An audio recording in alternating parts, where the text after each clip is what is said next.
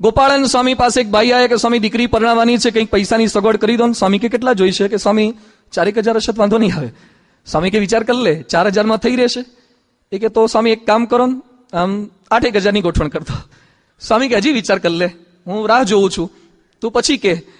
એ કે સ્વામી તો એક કામ કરો, 12,000 ગોઠવણ કરતો. સ્વામી પૂછતા ગયા, પેલો વધારતો ગયો, છેવટે 20,000 આવીને અટક્યો. સ્વામી કે તારે ખરેખર કેટલામાં થાય એવું હતું? કે આમ તો 4માં થઈ જાત.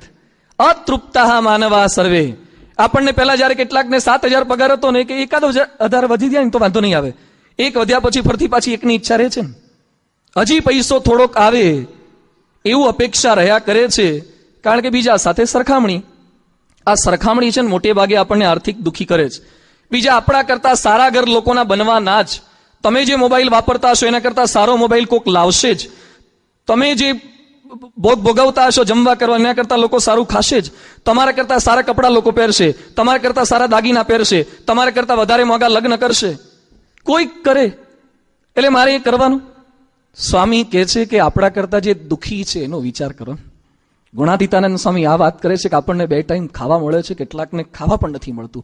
સ્વામી પણ ઘણીવાર અમને સંતોને કહે છે કે આપણા પૂર્વજો જે તકલીફ વેઠી ગયા છે એનો એક વિચાર કરો. સંતોષ જે ભગવાને આપણને આપ્યું છે, આપણા કરતા ઘણા એવા છે જેને આપણી પાસે છે એમાંનું કાંઈ જ નથી. એ સહેજ વિચાર કરીએ તો પણ રહેવાય. બીજું, આર્થિક સુખી થવા માટે ખાલી પ્રાર્થના નહીં. ઘણા કે સ્વામી નીલકંઠને અભિષેક કરજો ને, એટલે અમારે અભિષેક કર્યા કરવાનો, એને કાંઈ નહીં કરવાનું. ખાલી અભિષેક કરવાથી સુખી થઈ જવાય? ખાલી નીલકંઠનો અભિષેક નહીં, તમારે તમારા શરીર પર પરસેવાનો અભિષેક કરવો પડે ત્યારે સુખી થવાય. પરસેવો પાડવો પડે ને, નીલકંઠનો પણ અભિષેક થાય. પેરેલેલ આપણે એટલી મહેનત કરવી પડે. નહીં સુપ્તસ્ય સિંહસ્ય પ્રવિશંતિ મુખે મૃગાહ. સુતેલા સિંહના મોઢાની અંદર મૃગલા એની જાતે આવી જતા નથી, પરસેવો પાડવો પડે છે. બિલ ગેટ્સ અબજોપતિ છે, એનું જીવન તો વાંચજો. લોટરી લાગી ગઈ છે બધાને. લક્ષ્મી મિત્તલને લોટરી લાગી ગઈ, એને બધાએ કાળી મજૂરીઓ કરી છે ત્યારે લેવલ સુધી પહોંચ્યા છે. એટલે મહેનત કરવી દરેકે, ધંધામાં શરમ ન રાખવી. ઘણી વાર કે આવું કરાય ધંધો, કડિયા કામ કરાય, મિસ્ત્રી કામ કરાય, અરે ઘરમાં સીવણ કામ કરાય, કેમ ના કરાય? લોકો કે સીવો છો? હા ભાઈ સીવીએ છે. સીવણ કામ કરાય, પાપડ કામ કરાય, કચરા પોતા કરાય, છેવટે કઈ ના હોય તો. અને કે તમે કેમ આવું કરો છો? અરે ગમે તે કરી અમે અમારું મહેનતનું ખાઈએ છીએ, કેમ કામ ના કરાય? અમે અમારા પરસેવો પાડીને ખાઈએ છીએ, છાપું નાખવા જવાય. આપણી આર્થિક સ્થિતિ સામાન્ય હોય તો કોઈ પણ ઈમાનદારીનો ધંધો કરી શકાય. એમાં ક્યારે આવો ધંધો કરતા શરમ ન રાખવી. અબ્દુલ કલામ છાપા નાખતા હતા. ઘણા બધાના જીવનની અંદર શરૂઆત બધી આવી હતી. એટલે ક્યારે આવો સામાન્ય વ્યવસાય કરતા ગભરાવું નહીં, એમાંથી આગળ વધી શકાય છે. ઘરના બધાએ મદદરૂપ થવું. પાછું ઘણા છે ને જાવકમાં ભાગીદાર થઈ જાય છે, આવકમાં કોઈ ભાગીદાર થતા નથી.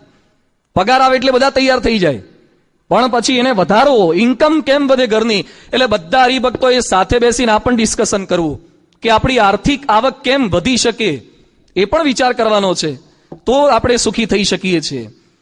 અને બીજું, આજનો આ આર્થિક પ્રશ્ન એ કેવળ આજનો નથી, વર્ષોથી ચાલ્યો આવે છે, યુગોથી ચાલ્યું આવે છે. ભક્તો થયા છે પહેલાના, એને પણ તકલીફ હતી. નરસિંહ મહેતાને તકલીફ હતી ને, આપણે સાંભળીએ છીએ. એટલે મેં એક ભક્તને કીધું કે નરસિંહ મહેતાની તકલીફ હતી. મને કે નરસિંહ મહેતાને તો કુંવરબાઈનું મામેરું થઈ ગયું, તો અમારે તો પેલું દિવેટનું રૂ નથી આવતું. પેલે તો મામેર રૂ આવ્યું, તમારે તો મામેરામાંથી રૂ નથી આવતું. કે અમારું શું કરવું? તો તકલીફો તો આવી હતી એ બધાને.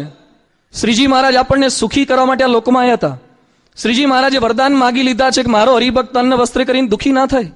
એમણે આપણને જે વિંછીની વેદના થવાની હતી રૂવાડે માગી છે. એમના મનમાં અપેક્ષા એમ છે કે આપણે કરી તે સુખી થઈએ.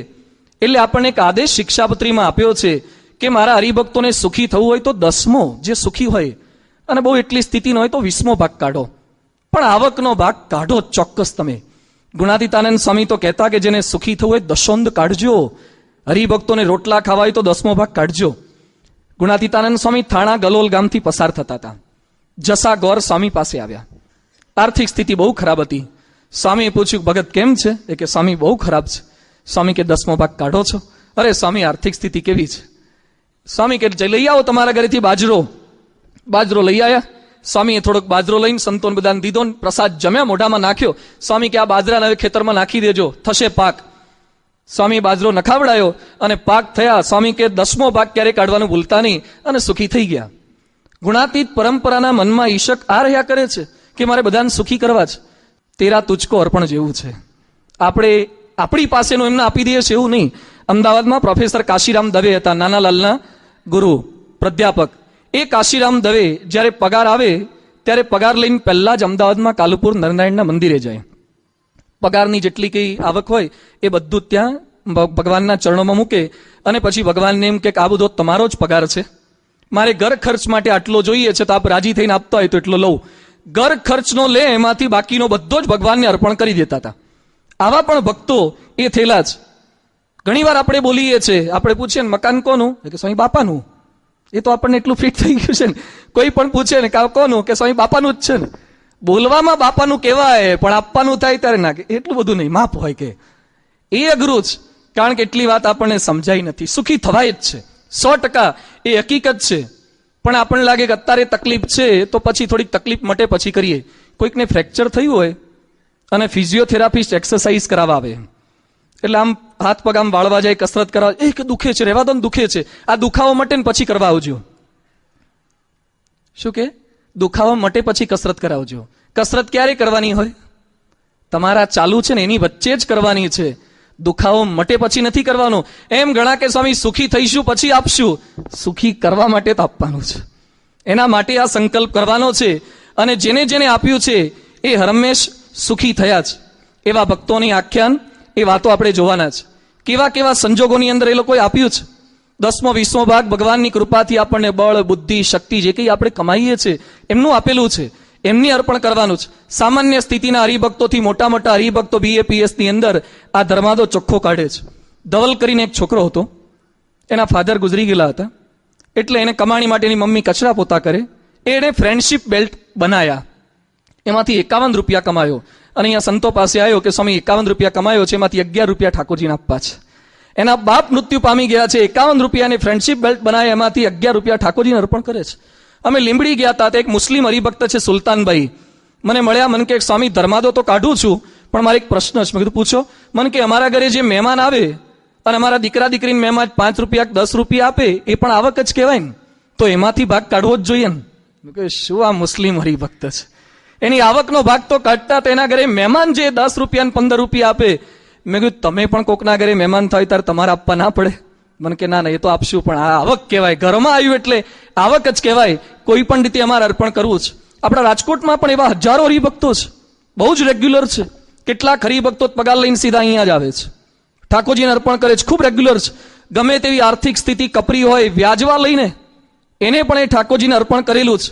ભુજનો જે સત્સંગ છે જૂના મંદિરનો, બહુ દ્રઢતાવાળા છે એ લોકો, પણ એ લોકો તો આવકમાંથી ભાગ કાઢે, પછી બહેનો પેલા છાણા થાપતા હોય ને, અને છાણા જે ભેગા થાય ને એમાંથી પણ ઠાકોરજીના છાણા જુદા કાઢે. પેલા હાથીકડા ભેગા થાય, એ હાથીકડામાંથી પણ ઠાકોરજીના હાથીકડા જુદા કાઢે. કઈ પણ આવક ઘરમાં થાય એ ભગવાનનો ભાગ એ અર્પણ કરવો છે. અને જે ભગવાનનું ખાય છે ને ક્યારેય સુખી થતો નથી. મોહમ્મદ ગઝનવીએ સોમનાથનું મંદિર કેટલી વાર તોડ્યું? 17 વાર. સોમનાથનું શિવલિંગ તોડી નાખ્યું, સોમનાથના ચાંદીના કમાડ લઈ ગયો, સુખી થયો તો. મોહમ્મદ ગઝનવી જેલમ નદીના પેલો કિનારા ઉપર પડ્યો અને એના સેવકોને કહેતો ગયો કે સોમનાથ મંદિરના દરવાજા મારી છાતી ઉપર મૂકજો, મને કશું જ સુખ આવ્યું નથી. મંદિરનું જે પચાવી પાડે છે, મહારાજે લખ્યું છે કે મંદિરમાંથી આગુ પાછું કરે તો સુખી ન જ થાય પાછા. ભગવાનનું જેણે ખાવાની વૃત્તિ એકવાર જાગી એ તો ક્યારેય સુખી ના થાય. ભગવાનનો ભાગ. કૃષ્ણ અને સુદામા બંને એક જ એન્જિનિયરિંગ કોલેજમાં ભણતા હતા. કૃષ્ણ ભગવાનને સુદામા, અને કૃષ્ણ ભગવાનને સારામાં સારું કેમ્પસ ઇન્ટરવ્યુ આવી ગયું અને સુદામાને નોકરી જ ન મળી, ભલીવાર જ ન આવ્યો. કેમ? કારણ કે કૃષ્ણ સુદામા જયારે ભણતા હતા ત્યારે એકવાર જંગલમાં લાકડા લેવા ગયા અને ગુરુજીએ સાંદીપનીએ દાળિયા આપ્યા હતા. કૃષ્ણ ભગવાન કે મારે ક્યાં હાચવા, કે મારા ભાગના દાળિયા તું રાખ ને. સુદામા કે લાવો તો હું રાખું. એટલે સુદામા એક ખિસ્સામાં પોતાના રાખ્યા, બીજા ખિસ્સામાં કૃષ્ણના રાખ્યા. વરસાદ થયો, કૃષ્ણ એક ઝાડ પર ચડી ગયા, સુદામા બીજા ઝાડ પર ચડી ગયા. ટાઈમ પાસ કરવાનો હતો. સુદામા દાળિયા ખાવાની શરૂઆત કરી, ક્યારે એના પૂરા થઈ ગયા, કૃષ્ણના ક્યારે શરૂ થઈ ગયા ખબર જ ના પડી. એના તો પૂરા થઈ ગયા, કૃષ્ણના દાળિયા ખાઈ ગયા. ત્યારથી આ દશા બેઠી હતી. કૃષ્ણના ભાગના ખાઈ ગયા ને એમાં બધી તકલીફ થઈ. ભગવાન સમજો છો ને, ભગવાનના ભાગનું ક્યારે ખવાઈ જાય ને, અને તકલીફો આ બધી ઊભી થાય છે.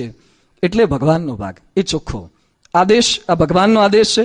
ભગવાન રક્ષા કરે છે, જે ખરેખર આજ્ઞા પાળે છે. ગુણાતીતાનંદ સ્વામીના વખતમાં સેંજળના દરબાર માણસીઓ ખુમાણ હતા, એને 10,000ની વાર્ષિક ઉપજ થતી હતી. પછી સ્વામી પાસે આવ્યા, ચોખ્ખો ધર્માદો કાઢતા હતા. ગુણાતીતાનંદ સ્વામીના વચને 10મો ભાગ કાઢે.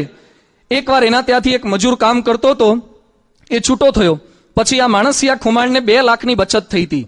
એમણે ત્યાં ખાડામાં અંદર ચરુની અંદર દાટી હતી. પેલા મજૂરને આ ખબર પડી ગઈ હતી. એટલે મજૂરે ખબર ન પડે એમ ચોરી કરવા માટે ખોદકામ કર્યું અને પછી આ ચોરવાનો પ્રયત્ન કર્યો. એટલે આ માણસિયા ખુમાણનો દીકરો તો જીવલો ખુમાણ, એને ખબર પડી. એ કે બાપુ પાયમાલ થઈ ગયા, પેલો મજૂર ચોરી કરી ગયો, હાથ ફેરો કરી ગયો. એ સમયે માણસિયા ખુમાણ બોલ્યા કે ગુણાતીતાનંદ સ્વામીના વચને હું 10મો ભાગ ચોખ્ખો કાઢું છું. મારા ખેતરમાં પાક થાય, ખળામાંથી જ સીધો સ્વામીને પહોંચાડું છું જુનાગઢ મંદિરમાં. એટલે મારો પૈસો જાય જ નહીં. મેં હરામનો ખાધો નથી, હરામી મારો કેમનો લઈ જાય? અને કે ચેક કરીએ. ફરથી ચેક કરવા ગયા, બીજે બધે હાથ ફેરો કરીને ગયેલો, પણ 2 લાખ રૂપિયામાંથી એક પાઈ પણ ઓછી થઈ નહોતી.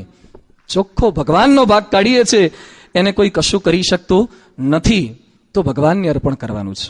આ આદેશ છે, મોટા પુરુષની આજ્ઞા છે. ભગવાન અને સંતના આદેશ મુજબ વર્તાય તો હૈયાની અંદર કેવી ટાઢકની અનુભૂતિ થાય છે.